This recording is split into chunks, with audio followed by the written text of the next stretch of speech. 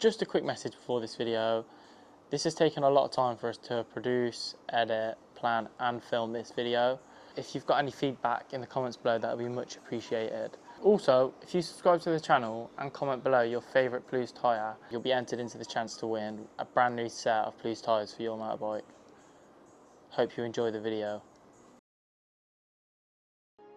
This is not motorsport, it's exposure. To the element. To terrain that doesn't want you there. To limits that you didn't agree to test. The ground breaks beneath you, the trees lean against you, the rock doesn't move, you do.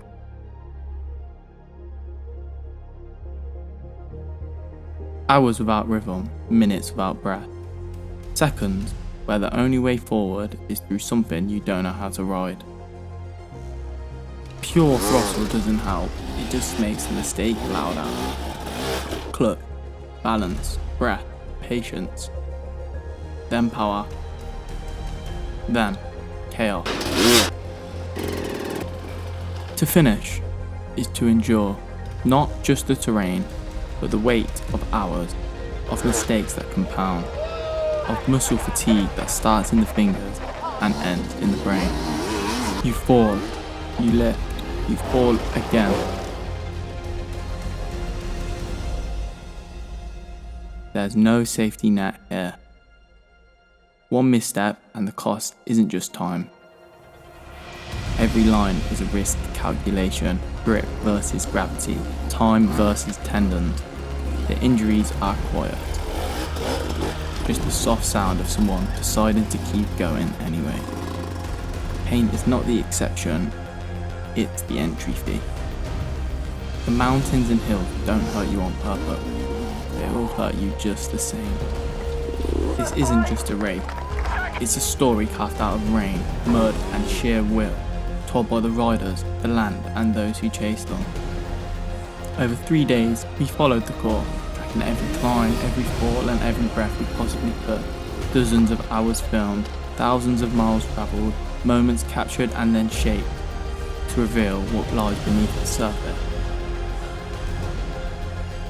Before the engines scream to life, while the earth fights back with every inch, and long after the last rider crosses the line, we're here, bearing witness to the relentless struggle.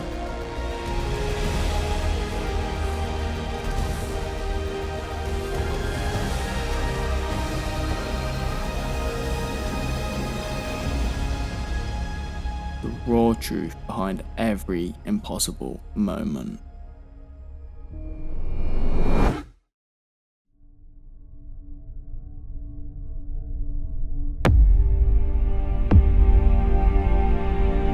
Weekend's been good so far. We started off with 2 qualifying runs yesterday in the morning. They were very dusty, but that's what we expected. And then the Super Enduro went really well for me. I had a really good feeling on the bike. Body felt strong, and I ended in 6th, so I'm really happy with that. Yeah, good to be fair. Weather's nice, good for England, so happy vibes all around really. Qualifying's gone well. Bit unfortunate in the heats, but with a bad start, but second row, so happy with that, we can make that do. Yeah, it's been pretty good. I've been pleasantly surprised yesterday evening in the Super Enduro. That's normally not really my forte, but I felt like I had a strong ride. Finished in 7th, but was right up there with the guys, so I'm pretty stoked.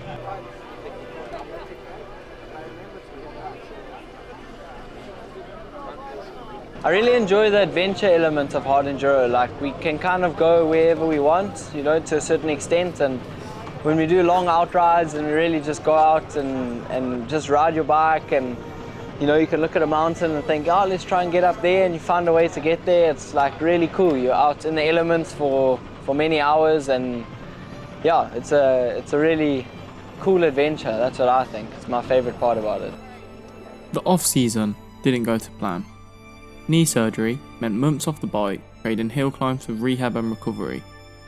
Now, Matt Green lines up at the Valley Tide Enduro, his first race back. As a former junior world champion stepping into the senior rank, the pressure isn't to win, it's to find the pace he had before everything had stopped. For Matt, this race is about more than results. It's about rhythm, confidence, and proving to himself that he's still on the path to the top of the game. I really like to test my body and test the limits of my mind, which I really enjoy doing that. But it's also so much fun, you know, you're with your mates, you're traveling around the world and racing at different places, awesome places, beautiful places. You know, you're adventuring, so there's a lot of reasons why I love hard enduro. It's something like us riders only dream of, like getting all these places you'll never even think of going, beautiful places, it's unreal. Toughest day. Maybe it'll have to be some day that we did at Romaniacs, because those days can be really, really hard. But I can't think of one in particular. Actually I can, it's probably Roof of Africa 2 years ago in the heat. It was like a 10-hour racing day. That was pretty brutal. That day was so tough because of the heat. We were exhausted. I remember filling up my camel pack in the rivers. It was just really hot. We were dehydrated. You're racing at high altitude. You know, Lesotho is not an easy place to ride as it is. So 10 hours on the bike just took everything out of you. Hispania last year, heavy rain all weekend, made the track so slippy, it was just a total slog, just a big push. Brutal. I would say my toughest day has been at Roof of Africa last year. We had an 11-hour day on the bike, started at 6, ended at 5 o'clock in the afternoon, and only got home back to the hotel at like 7, and you all have to repeat it the next day. So that was probably my toughest day ever.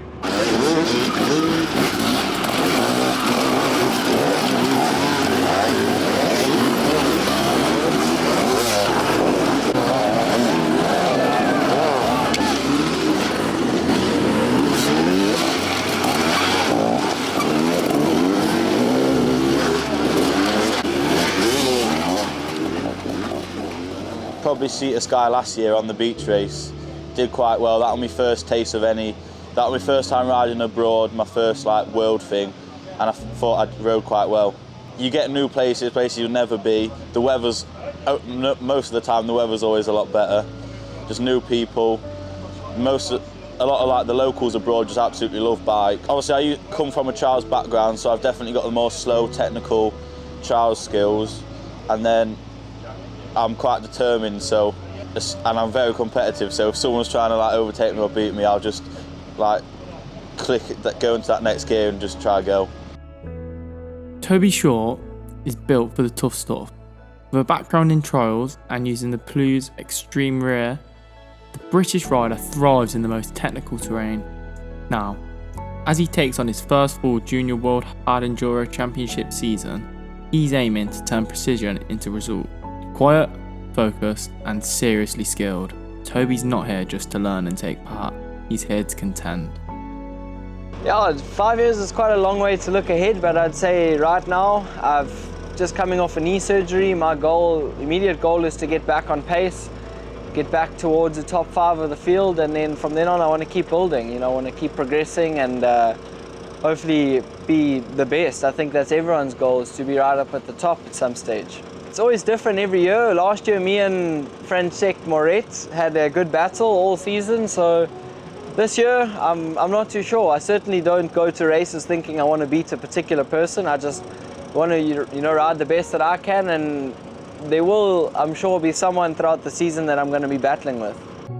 Yeah, this year, it's my first ever full championship, so I'm just really want to do my best and not make too many mistakes and learn a lot. I think one of my goals is to learn as much as I can.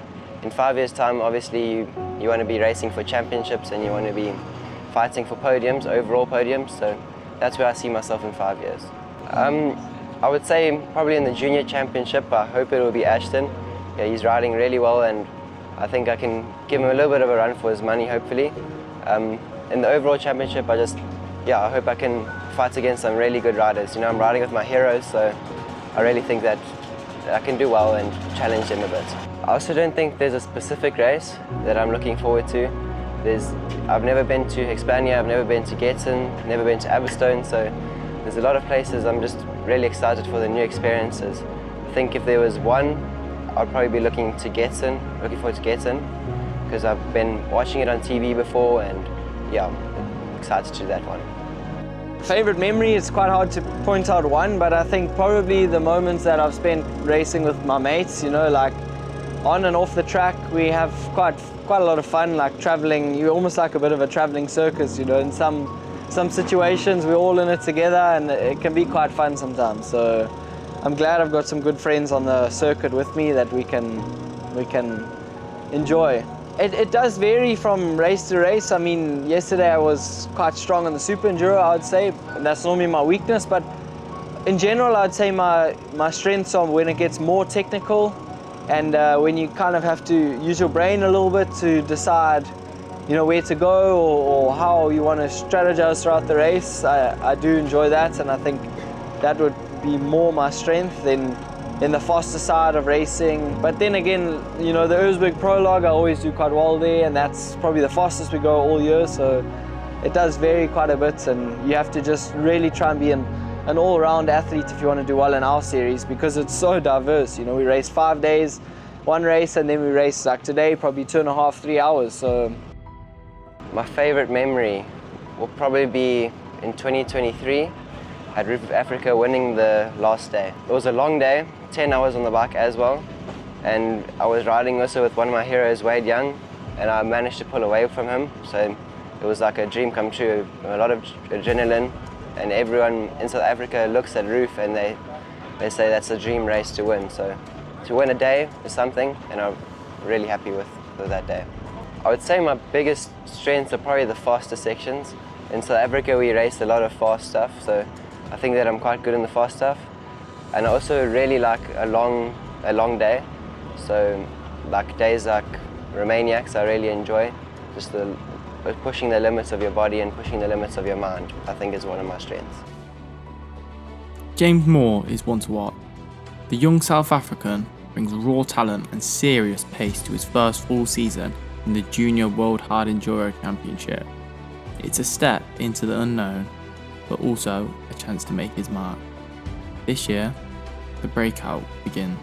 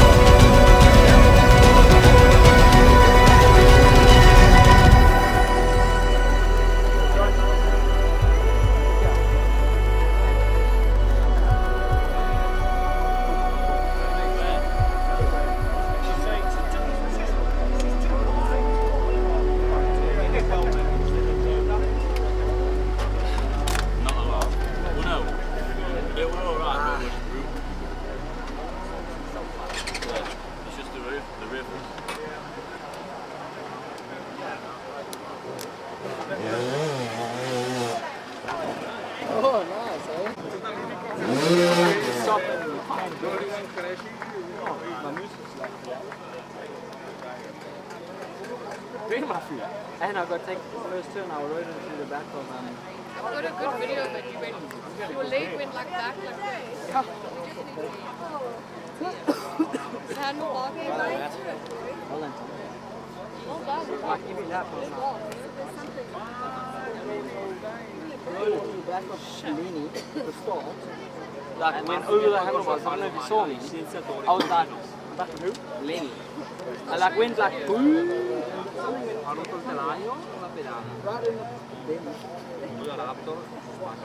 Yeah.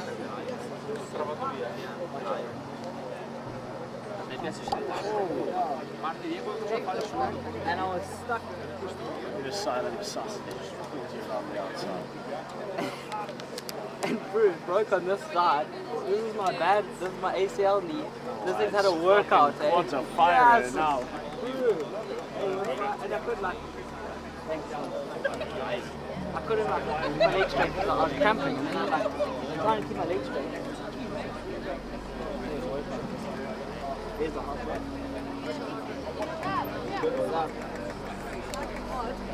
No, Marcus on it.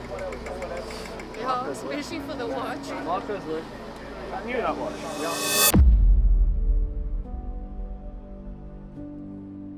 A week after the race at the Valleys, we flew to Italy to catch up with Matt Green and James Moore, but just days before we arrived, James was injured while racing in the Italian Extreme Enduro Championship and was taken to hospital. We didn't get to speak with him this time, but we're wishing him a full and speedy recovery.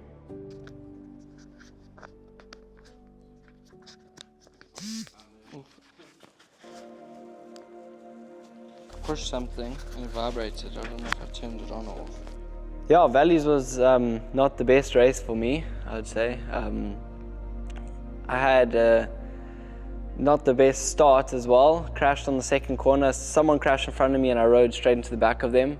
So I actually got a handlebar to the chest, which kind of took the wind out of me a little bit. But got going, moved into, I'd say, about 10th and was riding steady there with Alfredo and some of the other guys, and Graham as well. And then the second lap I didn't have a very good rhythm, so I lost a bit of time, but was still going alright. And then I had a crash on the third lap. Not a big crash, just fell back off a step, which bent my throttle body.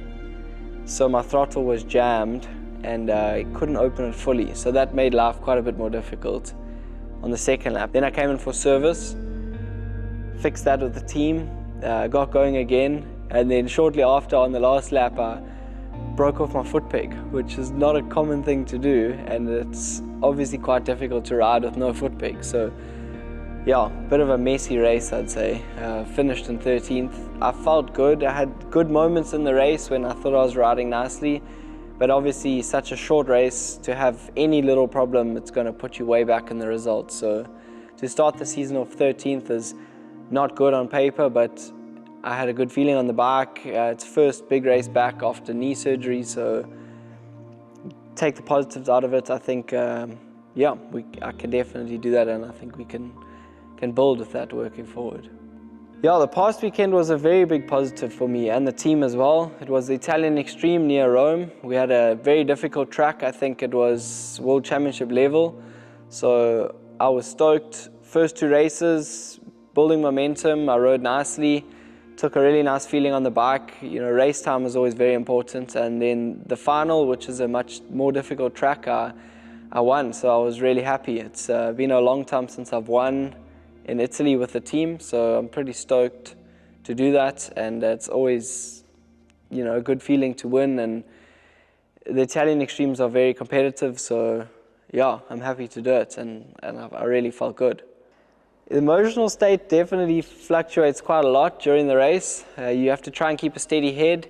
You really want to stay focused, you know, push yourself as hard as you can, make sure you're doing everything right when you're riding, but you get very frustrated sometimes. You hear people screaming on their bikes. When you're riding good, you get really happy. I know often I speak to myself quite a bit while I'm racing, and when I'm riding well, I know I've got a big smile on my face.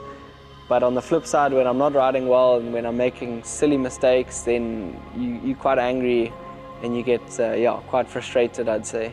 Especially when it's super difficult, something's not going right. Yeah, your emotions can flare quite a bit. Yeah, there's a lot of thoughts that go on very quickly. Often you'll look up, look at the terrain, the track changes every time you're there. So see where you want to go, kind of plot your route in your head, and then try and do that as best you can. You often look around, you can kind of read the ground, see where it looks a bit more slippery, see where you can put the power down on the bike, see where the tires are going to hook up, where they're not going to hook up. So there's a lot of different thoughts that go through your head, but to summarize it, you look and plan where you want to go and how you want to do it, and then you have to just send it and try and, I think, let your instincts take over while you're busy riding. It can be very frustrating when you're struggling on a track a lot, If you push the bike a lot just to get a couple centimeters forward and then you slip back, I mean, you can imagine that's very frustrating to put in all that effort and then it all just disappears straight away. So, yeah, frustration, I'd say, is the biggest emotion we have in Enduro, but you can also be really happy if you do a section well, or you hit a step really nicely, or you get up a big line, you're like, wow, well done, I'm quite proud of myself, I'm quite impressed that I got up there. I'd say I've got quite a steady head, like I don't get too frustrated, I never, scream and shout on the track, I never let my mind get the best of me while I'm racing, so I'd say it doesn't affect me too much, but frustration can also motivate you a lot, because you like, come on, it's time to go now, like I need to put my head down and focus now and really push hard and make up lost time if you've lost some time. Or I think it can go one or two ways. You can either let it get the best of you and you can make silly decisions and rush decisions, or you can let it work for you and you can kind of like, if you're frustrated, you can think, okay, well, this has happened and now I need to make up some time and I need to really focus and try and do that better next time. I wouldn't say results specifically give you the most fulfillment, If you win a race but there weren't that many good riders at the race, it doesn't mean as much as if you came second at a race that's full of good riders. So for me, when I feel good on the bike, when I know that I've ridden well and I really have pushed my limits and achieved my goals for that race, then that gives me the most fulfillment, I'd say. Not necessarily your result, but more how you've ridden and how you've managed to get to the finish line is what means the most for me. Yeah, it's a difficult thing to do, but over time, I think, and some experience, you kind of understand racing is up and down. Racing can be difficult. Some things are out of your control, some things are in your control. So I think I can be quite hard on myself, but I've also learned to, accept times when it wasn't my fault. For example, valleys, I couldn't do anything about breaking my foot peg, and I think I was unlucky for bending my throttle body. So there's no reason to be too hard on myself, rather look at the good and focus on how I can improve going forward than sit and dwell on the past. So, but handling the pressure and handling the expectations on yourself is something that I think you need to learn, and I think I've learned a lot in the last couple of years.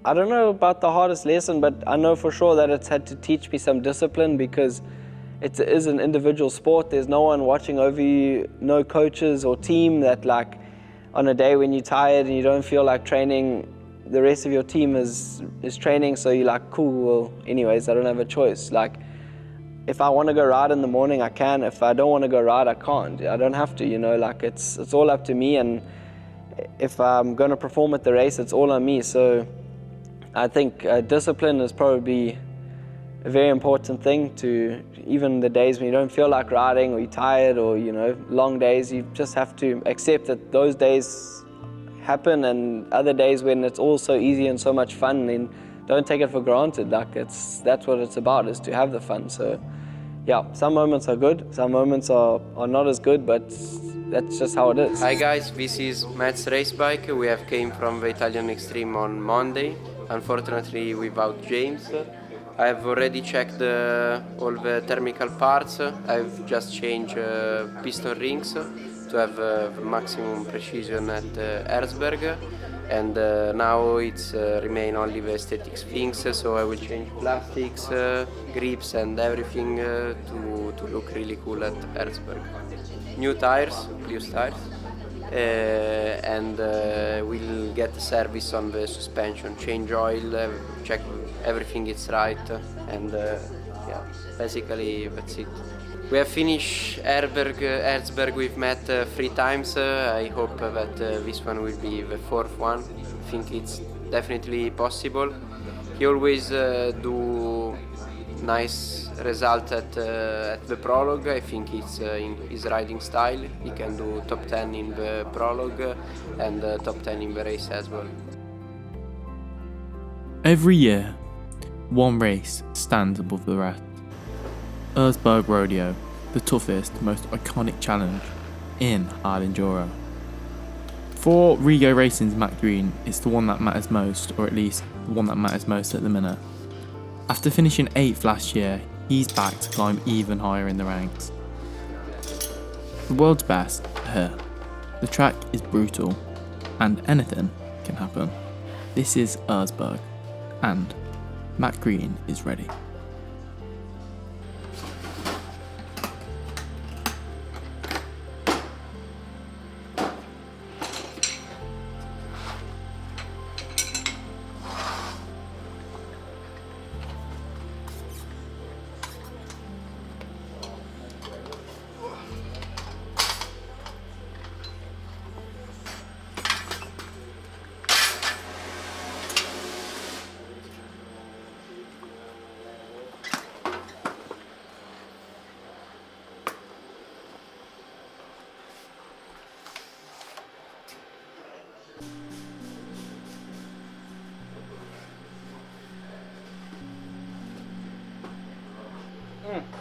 What a dirty job.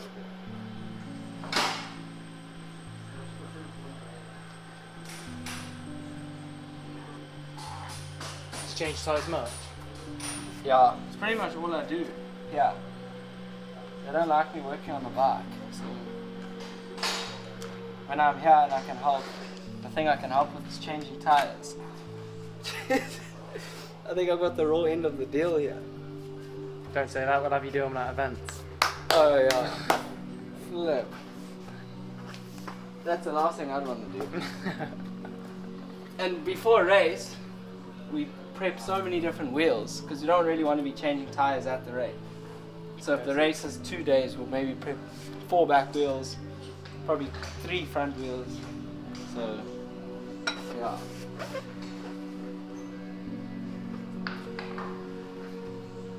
But if I've got to do a lot, I'll get the hands dirty. But today, it's one, so I'll try and get the hands clean. It's not an easy job though.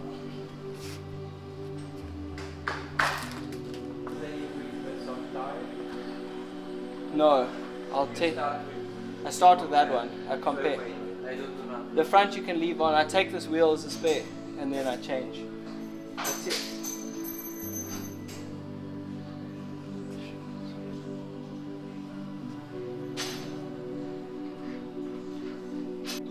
So that one you haven't used in the race? Yes.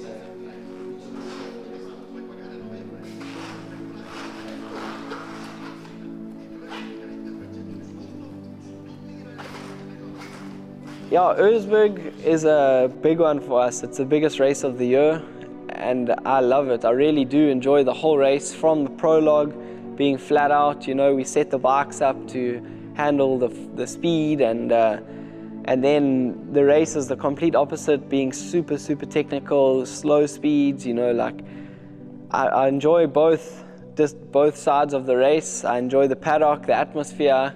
So I'm really looking forward to it. It's always quite I'd say a long week in a very small town, but you know, what a vibe to have the pinnacle of our sport, hard enduro, all in one place. You know, you bump into so many friends, so many sponsors, and it really is a cool week. So I'm looking forward to it. Can't say I'm particularly nervous, but I think I used to get very nervous for Erzberg because it's such a big race, but now after some years I understand that, you know, what's going to happen is going to happen, and if I'm prepared and I do everything that I normally do, then I'll be fine and I should have a good race. Of course, everybody is aiming just to get a finisher's flag. I've managed to get one the past 3 years, so finisher's flag can mean you're in the top 5. You know, last year I was 8th and I was the last finisher. 8th is a good result at the biggest race in the world. So for me, I always want to keep progressing in the sport, so I'd like to beat that result. To be in the top 5 is my goal this year, and I think it's achievable. If I ride well and do everything that I believe I can, then I will be there. So I just need to focus and make sure I have a clean ride, and we'll see you guys at the finish.